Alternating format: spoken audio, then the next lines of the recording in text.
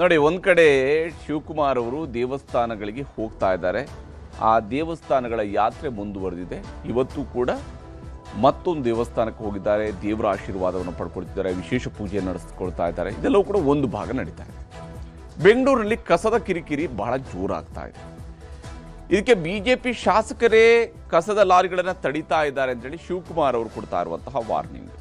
ಮತ್ತು ಹಾಗೇನಾದರೂ ನೀವು ಮಾಡಿದರೆ ನಿಮ್ಮ ಕಚೇರಿ ಮುಂದೆ ಕಸ ಹಾಕಿಸ್ತೀನಿ ಅಂತ ಹೇಳ್ಕೊಂಡು ಶಿವಕುಮಾರ್ ಅವರು ಎಚ್ಚರಿಕೆ ಕೊಟ್ಟಿದ್ದಾರೆ. ಇದರ ನಡುವೆ ಬಿಜೆಪಿ ಶಾಸಕರು ಶಿವಕುಮಾರ್ ಅವರಿಗೆ ಸವಾಲೆಸೆದಿದ್ದಾರೆ. ಯಾವ ರೀತಿಯಲ್ಲಿದೆ ಅನ್ನೋದನ್ನು ನಿಮಗೆ ತೋರಿಸ್ತಾ ಹೋಗ್ತೀನಿ. ಕಸದ ಕಿರಿಕ್ ಮಾಡಿದ ಬಿಜೆಪಿಗೆ ಶಿವಕುಮಾರ್ ಅವರು ಖಡಕ್ ವಾರ್ನಿಂಗ್ ಅನ್ನು ಕೊಟ್ಟಿದ್ದಾರೆ. ಕಸದ ವಿಚಾರದಲ್ಲಿ ಇವರು ಕಿರಿಕ್ ತೆಗೆದಿದ್ದಾರೆ ಅಂತ ಹೇಳಿ ಶಿವಕುಮಾರ್ ಅವರಿಗೆ ವಾರ್ನಿಂಗ್ ಕೊಟ್ಟರು. ಆದರೆ ಡಿ.ಕೆ. ಮಾತಿಗೆ ಬಿಜೆಪಿಯವರು ಆಕ್ಷೇಪ ವ್ಯಕ್ತಪಡಿಸಿದ್ದಾರೆ. ಬ್ರ್ಯಾಂಡನ್ನು ಕೆಳಕ್ಕೆ ಟಾಂಗ್ ಕೊಡುವಂತಹ ಕೆಲಸವನ್ನು ಕೂಡ ಮಾಡಿದ್ದಾರೆ. ಸಿಎಂ ಕುರ್ಚಿ ಮೇಲೆ ಕಣ್ಣಿಟ್ಟಿರುವಂತಹ ಡಿ.ಕೆ.ಗೆ ಕಸವೇ ಅಡ್ಡಗಾಲಾಗತ್ತೆ ಅನ್ನುವಂಥದ್ದನ್ನು ಕೂಡ ಬಿಜೆಪಿ ನಾಯಕರುಗಳು ಹೇಳ್ತಾ ಇದ್ದಾರೆ. ಕಸದ ಕಿರಿಕನ್ನು ಮಾಡಿದ್ರು. ಯಾಕಂದರೆ ಕಸದ ಲಾರಿಗಳನ್ನು ಹೋಗೋದಕ್ಕೆ ಬಿಡೋದಿಲ್ಲ, ಅದನ್ನು ತಡೀತೀವಿ ಅಂತ ಹೇಳಿ ಬಿಜೆಪಿಯ ಶಾಸಕರುಗಳು ತಮ್ಮ ಕ್ಷೇತ್ರಗಳಲ್ಲಿ ತಡೆಯೋ ಪ್ರಯತ್ನವನ್ನು ಮಾಡಿದರು. ಅಂದರೆ ಅಂತಿಮವಾಗಿ ಬೆಂಗಳೂರಿನಲ್ಲಿರ್ತಕ್ಕಂತಹ ಕಸವನ್ನು ಈ ರೀತಿಯಾಗಿ ಲ್ಯಾಂಡ್ ಫಿಲ್ ಮಾಡಬೇಕಾ ಮಾಡಬಾರ್ದಾ ಅನ್ನುವಂಥದ್ದು ಪ್ರಶ್ನೆ ಇದ್ದೇ ಇದೆ. ಸಬ್ಜೆಕ್ಟ್ ಟು ಡಿಬೇಟ್ ಇದು. ಈ ವಿಚಾರದಲ್ಲಿ ಬಹಳ ಕ್ಲಿಯರ್ ಆಗಿ ನಾವು ಹೇಳ್ತಾ ಇರ್ತೀವಿ, ಯಾವತ್ತೂ ಕೂಡ ಹೇಳ್ತಾ ಇರ್ತೀವಿ. ಇಲ್ಲಿ ಕಸವನ್ನು ಎಲ್ಲೋ ಹೋಗಿ ಯಾವುದೋ ಒಂದು ಊರಿನಲ್ಲಿ ಡಂಪ್ ಮಾಡೋದು ಶಾಶ್ವತ ಪರಿಹಾರ ಅಲ್ಲ. ಬೆಂಗಳೂರು ನಗರದಲ್ಲಿನೇ ಕಸವನ್ನು ವಿಲೇವಾರಿ ಮಾಡಬೇಕಾಗಿರೋದು ಮಾತ್ರ ಶಾಶ್ವತ ಪರಿಹಾರ. ಆದರೆ ಶಾಶ್ವತ ಪರಿಹಾರ ಬದಲಿಗೆ ತಾತ್ಕಾಲಿಕ ಪರಿಹಾರವಾಗಿ ಬೇರೆ ಬೇರೆ ಊರುಗಳಲ್ಲಿ ಡಂಪಿಂಗ್ ಯಾರ್ಡ್ಗಳನ್ನು ಸರ್ಕಾರ ಮಾಡ್ತಾ ಹೋಗ್ತಾ ಇದೆ. ಈಗ ಬಿಜೆಪಿಯವರಿಗೆ ನೇರ ಎಚ್ಚರಿಕೆಯನ್ನು ಶಿವಕುಮಾರ್ ಅವರು ಕೊಟ್ಟಿದ್ದಾರೆ. ಬಿಜೆಪಿಯವರಿಗೆ ಒಂದು ರೀತಿಯಲ್ಲಿ ಬೆದರಿಸುವಂತಹ ಕೆಲಸವನ್ನು ಡಿ.ಕೆ. ಮಾಡಿದ್ದಾರೆ. ಬೆಂಗಳೂರಿನ ಕಸವನ್ನು ಹೊರಗಿನ ಸ್ಥಳಕ್ಕೆ ಶಿಫ್ಟ್ ಮಾಡುವ ವಿಚಾರಕ್ಕೆ ಜಟಾಪಟಿ ನಡೀತಾ ಇರುವಂಥದ್ದು. ಬಿಜೆಪಿ ಶಾಸಕರು ಮತ್ತು ನಾಯಕರ ಹೇಳಿಕೆಗಳ ವಿರುದ್ಧ ಶಿವಕುಮಾರ್ ಅವರು ಮತ್ತೆ ಗರಂ ಆದರು. ಅವರು ಒಂದು ಹಂತದಲ್ಲಿ ಹೇಳಿದರು, ಹೀಗಾದರೆ ಎಸ್ಮಾ ಜಾರಿಗೊಳಿಸಬೇಕಾಗುತ್ತೆ ಅಂತ ಹೇಳಿದರು. ನಿನ್ನೆಯೂ ಇವತ್ತು ಕೂಡ ಬಿಜೆಪಿ ನಾಯಕರ ವಿರುದ್ಧ ನೇರ ಎಚ್ಚರಿಕೆಯನ್ನು ಶಿವಕುಮಾರ್ ಅವರು ಕೊಟ್ಟಿದ್ದಾರೆ. ಬಿಜೆಪಿ ನಾಯಕರ ಮನೆ ಮುಂದೆ ಹಾಗೂ ಬಿಜೆಪಿಯ ಕಚೇರಿ ಮುಂದೆ ಕಸ ಹಾಕಿಸ್ತೀನಿ ಅಂತ ಹೇಳಿದ್ದಾರೆ. ಬಿಜೆಪಿ ನಾಯಕರ ಮನೆಗಳ ಮುಂದೆ ಮತ್ತು ಅವರ ಕಚೇರಿ ಮುಂದೆ ಕಸ ಹಾಕಿಸ್ತೀನಿ ಅಂತ ಹೇಳಿದ್ದಾರೆ. ಕಸ ಎತ್ತೋದ್ರಲ್ಲೂ ರಾಜಕಾರಣ ಮಾಡಿದರೆ ಯಾವ ಕ್ಷೇತ್ರದಲ್ಲೂ ಕೂಡ ಕಸ ಎತ್ತೋದಿಲ್ಲ ಅಂತೇಳಿ ಅವರು ಎಚ್ಚರಿಕೆಯನ್ನು ಕೊಟ್ಟಿದ್ದಾರೆ. ಬಿಜೆಪಿ ನಾಯಕರಿಗೆ ಜನರಿಂದಲೇ ಶಾಪ ಹಾಕೋ ಕೆಲಸ ಆಗುತ್ತೆ ಅಂತ ಹೇಳಿ ಶಿವಕುಮಾರ್ ಅವರು ಹೇಳ್ತಾ ಇದ್ದಾರೆ. ಅಭಿವೃದ್ಧಿಗೆ ಕೊಟ್ಟಿರುವ ಹಣ ಸಾಕಲ್ವಾ ಅಂತ ಹೇಳಿ ಡಿ.ಕೆ. ವಾರ್ನಿಂಗ್ ಅನ್ನ ಕೊಟ್ಟಿದ್ರು. MLAs ಎಲ್ಲ ಬ್ಲ್ಯಾಕ್ ಮೇಲ್ ಮಾಡ್ತಾ ಇದ್ದಾರೆ. ಆಲ್ MLAs ಕಸ ಹಾಕಬಾರ್ದು ಅಂತೇಳಿ ಬ್ಲ್ಯಾಕ್ ಮೇಲ್ ಮಾಡ್ತಾ ಇದ್ದಾರೆ. ನಮಗೆ ಫಂಡ್ಸ್ ಬೇಕು, ಅದು ಬೇಕು, ಇದು ಬೇಕು ಅಂತ. ಗೌರವದಿಂದ ಇದ್ರೆ ಸರಿ, ಇಲ್ಲ ಅಂದರೆ ನಾನು ಎಸ್ಮಾಲಿ ಆ್ಯಕ್ಷನ್ ತಗೋಬೇಕಾದಂಥ ಪರಿಸ್ಥಿತಿ ಬರ್ತದೆ. MLA ಆಗಲಿ ಯಾರೇ ಆಗಲಿ, ನಾವು ಮರ್ಸಿಲೆಸ್ಸಾಗೆ ಈ ಕಸನ ನಿಲ್ಲಿಸಿದ್ರೆ ಅವ್ರ ಮನೆ ಮುಂದೆನೇ ಹಾಕ್ಸಿಸ್ತೀನಿ. ಅವ್ರ ಮನೆ ಮುಂದೆನೋ ಇಲ್ಲ BJP ಆಫೀಸ್ಗೆ ಅದೇ ಕಸ ಎತ್ಕೊಂಡೋಗಿ ಲೋಡಲ್ಲಿ ಹಾಕ್ಸ್ತಾ ಇದ್ದೀನಿ. ಅರವಿಂದ್ ಲಿಂಬಾವಳಿ ಮಾಡಿದ್ದಾರೆ. ತಿರ್ಗಾ ಇವತ್ತು ದೊಡ್ಡಬಳ್ಳಾಪುರ MLA ಆ ಕಸ ಇನ್ನೆಲ್ಲಿಗೆ ಹೋಗ್ಬೇಕು? ಅಶೋಕನ ಮನೆಗೆ ಹೋಗ್ಬೇಕು, ಇಲ್ಲ ಅಂದರೆ ವಿಜೇಂದ್ರ ಮನೆಗೆ ಹೋಗ್ಬೇಕು, ಇಲ್ಲ BJP ಆಫೀಸ್ಗೆ ಹೋಗ್ಬೇಕು. ಅಷ್ಟೇ ಕೆಲಸ. ಏನಕ್ಕೆ ಅವರು ಎಷ್ಟು ಯಾರಿಗೆ ಅಂತ ಬ್ಲ್ಯಾಕ್ ಮೇಲ್ ಮಾಡ್ತಾ ಇದ್ದಾರೆ? ನಾವು ಕಸ ಎಲ್ಲರೂ ಒಂದು ಕಡೆ ಹಾಕ್ಬೇಕಲ್ಲ. ಹಿಂದೆ ಮೊದಲಿಂದ ನಾವು ಏನು ಮಾಡ್ಕೊಂಡು ಬರ್ತಾ ಇದ್ದೋ ಆ ಕೆಲಸ ನಾವು ಮಾಡ್ಕೊಂಡು ಬರ್ತೀವಿ. ನೆನ್ನೆ ನೀವು ಹೇಳಿಕೆ ಕೊಟ್ಟ ನಂತರದಲ್ಲಿ ಸರ್ ಬಿಜೆಪಿ ಕೆಲವು ಹೇಳಿಕೆಗಳು ಬಂದಿದೆ. ಏನಾದರೂ ಮಾಡ್ಕೊಳ್ಳಿ ಸ್ವಾಮಿ, ನಾವಂತೂ ಬಿಡೋದಿಲ್ಲ. ಬಿಡೋದು ಬೇಡ, ಬಿಡಿ. ಅವ್ರು ಇಟ್ಕೊಳ್ಳಿ. ಯಾರು ಬಿಡಲ್ಲೋ ಅವ್ರ ಕ್ಷೇತ್ರದಲ್ಲಿ ಕಸನೇ ತೆಗಿಯಲ್ಲ, ಕಸನೇ ತೆಗ್ಸಲ್ಲ. ಅವ್ರ ಕ್ಷೇತ್ರದಲ್ಲಿ ಜನನೇ ಅವ್ರು ಉಗಿತಾರೆ. ಎಲ್ಲ ಮೈಕ್ ಹಾಕ್ಬಿಟ್ಟು ಅನೌನ್ಸ್ಮೆಂಟ್ ಮಾಡಿಸ್ತೀವಿ. ಏನು ಕಾಲು ಕಟ್ಕೊಳಕ್ಕಾಗ್ತದ? ಏನು ಬೇಕೋ ನಮ್ಗೆ ಗೊತ್ತಿದೆ. ಕಸ ಎಲ್ಲರೂ ಹಾಕ್ಬೇಕಲ್ಲ, ಎಲ್ಲಿ ಹಾಕಬೇಕು? ಮೊದಲಿಂದ ಎಲ್ಲಿ ಸಂಪ್ರದಾಯವಾಗಿ ಆಗ್ತಾಯಿದ್ದೀವಿ, ಮಾಡ್ಕೊಂಡು ಬರ್ತಾಯಿದ್ದೀವಿ. ಅವ್ರ ಕಾಲದಲ್ಲಿ ತೀರ್ಮಾನ ಮಾಡಿದ್ದು, ನಮ್ಮ ಕಾಲದಲ್ಲಿ ತೀರ್ಮಾನ ಮಾಡಿದ್ದು ಎಲ್ಲ ಇದೇನೆ. ಕೆಲವು ಡೆವಲಪ್ಮೆಂಟು ಕೊಟ್ಟಿದ್ದೀವಿ, ನಾವು ಬೇಕಾದಷ್ಟು ಕೊಟ್ಟಿದ್ದೀವಿ. ಹಂಗಂತ ಸಾವಿರಾರು ಕೋಟಿ ರೂಪಾಯಿನ ಎಷ್ಟು ಅಂತ ಕೊಡೋಕ್ಕಾಗ್ತದೆ? ಕೊಡೋಕ್ಕಾಗಲ್ಲ. ಏನೋ ಕೆಲವೊಂದು 50-100 ಕೋಟಿ, 20 ಕೋಟಿ, 30 ಕೋಟಿ ಹಿಂಗೆ ಮೊದಲು ಕೊಟ್ಟು ಬಂದಿದ್ದೀವಿ. ಕೊಡ್ತೀವಿ. ಅವ್ರು ಅರ್ಥ ಮಾಡ್ಕೋಬೇಕು ಆ ವೆಹಿಕಲ್ಗಳೆಲ್ಲ ಹೋಗ್ತದೋ ಏನೋ ಎತ್ತೋ ಅಂತ. ಹಂಗಂತೆಲ್ಲ ಮಾಡಿದ್ರೆ ಮಾಡಲಿ. ನಾವು ಬೇರೆ ಕಡೆ ಜಾಗನೂ 2 ಪರ್ಮನೆಂಟಾಗಿ ಮಾಡೋಕ್ಕೆ 4 ಮಾಡೋಕ್ಕೆ ಮಾಡ್ತಾಯಿದ್ದೆ. ಸ್ವಲ್ಪ ಜಮೀನ್ದೇನೇನೋ ಸಮಸ್ಯೆ ಬಂತು. ಈ 2ಕ್ಕೆ ಫೈನಲೈಸ್ ಮಾಡಿದ್ದೀವಿ. ಟೆಂಡ್ರ್ ಕೂಡ ಕರೆದಿದ್ದೀವಿ. ಮುಂದಕ್ಕೂ ಕೂಡ ಮಾಡ್ತೀವಿ. ಎಲ್ಲ ಟೆಂಡ್ರ್ಗಳ ಕರೆದುಬಿಟ್ಟು ಇವರೆಲ್ಲ ಕೆಲವೇನೋ ಮಾಡ್ತಾಯಿದ್ದಾರೆ. ಅರ್ಥ ಆಯ್ತಾ?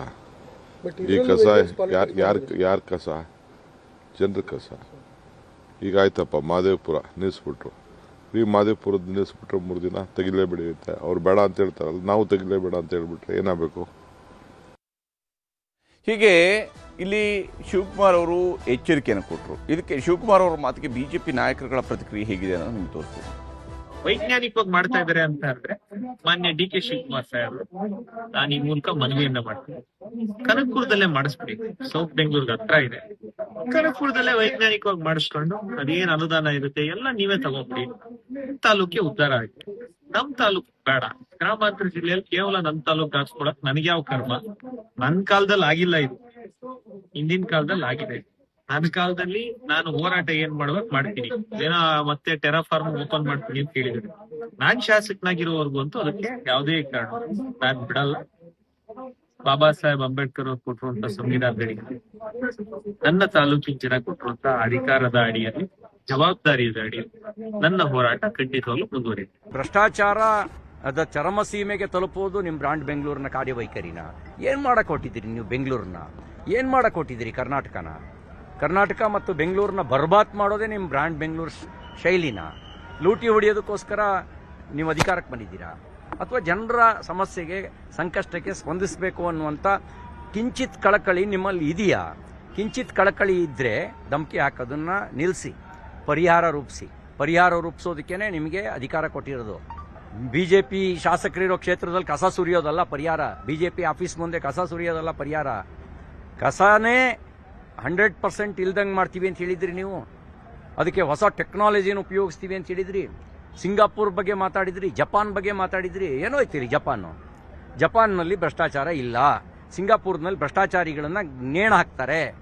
ಭ್ರಷ್ಟಾಚಾರಿಗಳನ್ನ ನೇಣು ಹಾಕಿದ್ರೆ ಎಷ್ಟು ಜನ ಉಳ್ಕೋತೀರಿ ನೀವು ಕಾಂಗ್ರೆಸ್ನವರು? ಪರವಾಗಿಲ್ಲ, ಹಾಕಿ. ನಿಮ್ಗೆ ಯೋಗ್ಯತೆ ಇಲ್ಲ ಅಂತ ಹೇಳಿದ್ರೆ, ಕಸ ಹಾಕಕ್ಕೆ ಜಾಗ ಇಲ್ಲ ಅಂದ್ರೆ ನಮ್ಮನೆ ಮುಂದೆನೆ ಹಾಕಿ, ಅದಕ್ಕೇನಂತೆ. ನೀವು ನಿಭಾಯಿಸಬೇಕಾಗಿದ್ದವ್ರು ನೀವು. ಅಲ್ಲಿನ ಶಾಸಕರೆಲ್ಲ ಗಲಾಟೆ ಮಾಡ್ತಾ ಇರೋದು, ಅಲ್ಲಿನ BJP ಶಾಸಕರೆಲ್ಲ ಗಲಾಟೆ ಮಾಡ್ತಾ ಇರೋದು. ಜನ ಗಲಾಟೆ ಮಾಡ್ತಾ ಇದ್ದಾರೆ, ಹಳ್ಳಿಯ ಜನ ಗಲಾಟೆ ಮಾಡ್ತಾ ಇದ್ದಾರೆ. ಹಿಂದೆ ನಾವು ನಮ್ಮ ಸರ್ಕಾರ ಇದ್ದಾಗ ಆ ಭಾಗಕ್ಕೆ ಎಲ್ಲಿ ಕಸ ಹೋಗುತ್ತೋ ಆ ಭಾಗಕ್ಕೆ ಅಭಿವೃದ್ಧಿಗೆ ಹಣವನ್ನು ಬಿಡುಗಡೆ ಮಾಡಿದ್ರು. 106 ಕೋಟಿ ಹಣವನ್ನು ನಾವು ಬಿಡುಗಡೆ ಮಾಡಿದ್ವಿ. ಇವಾಗ ನಿಮ್ಗೆ ಬಿಡುಗಡೆ ಮಾಡಕ್ಕೆ ಹಣ ಇಲ್ಲ. ಕಸ ಈಗಾಗಲೇ ರಾಶಿ ಬೆಂಗಳೂರಲ್ಲಿ ಬಿದ್ದಿದೆ, ಕಸದ ರಾಶಿ. ನಿಮಗೆ ತೆಗಿಯಕ್ಕೆ ಸರ್ಕಾರಕ್ಕೆ ಯೋಗ್ಯತೆ ಇಲ್ಲ ಅಂದ್ರೆ ನೀವು ಮಾಡಿ. ಜನರ ಪರವಾಗಿ ನಾವು ಅದನ್ನ ಸಹಿಸ್ಕೊಳಕ್ಕೆ ನಾವು ಸಿದ್ಧ ಇದ್ದೀವಿ. ಹೆಂಗೂ ಈ ಸರ್ಕಾರ ಪಾಪರ್ ಅನ್ನೋದನ್ನ ಜನಕ್ಕೆ ಅರ್ಥ ಆಗಿದೆ.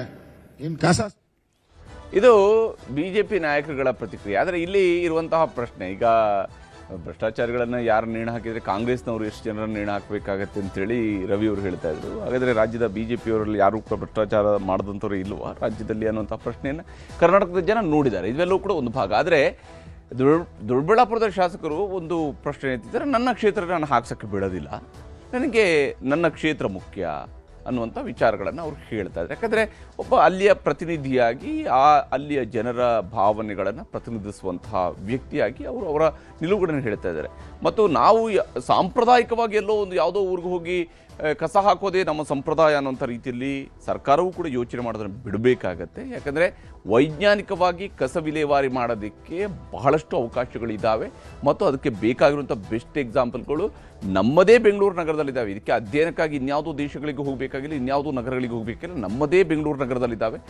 ಆ ಮಾಡೆಲ್ಗಳು ಕರೆಕ್ಟಾಗಿ ಜಾರಿಗೊಂಡ್ರೆ ಬಹುಶಃ ಬೆಂಗಳೂರಿನ ಕಸಕ್ಕೆ ಅದರಿಂದ ಕಸದಿಂದ ರಸ ಅಂತ ಹೇಳ್ತೀವಲ್ಲ, ನಿಜವಾದಂತಹ ಕಸದಿಂದ ರಸ ತೆಗೆಯೋದಕ್ಕೆ ಸಾಧ್ಯ ಆಗುತ್ತೆ. ಯಾವಾಗ ಅಂತ ಹೇಳಿದರೆ ಬೆಂಗಳೂರಿನ ಕಸವನ್ನು ಅದನ್ನು ಒಂದು ಸಮಸ್ಯೆಯಾಗಿ ನೋಡದೆ ಅದನ್ನು ಒಂದು ಸೋರ್ಸ್ ಆಫ್ ಇನ್ಕಮ್ ಆಗಿ ಅದನ್ನು ಪರಿವರ್ತನೆಗೊಳಿಸುವ ಇಚ್ಛಾಶಕ್ತಿ ಬೇಕು.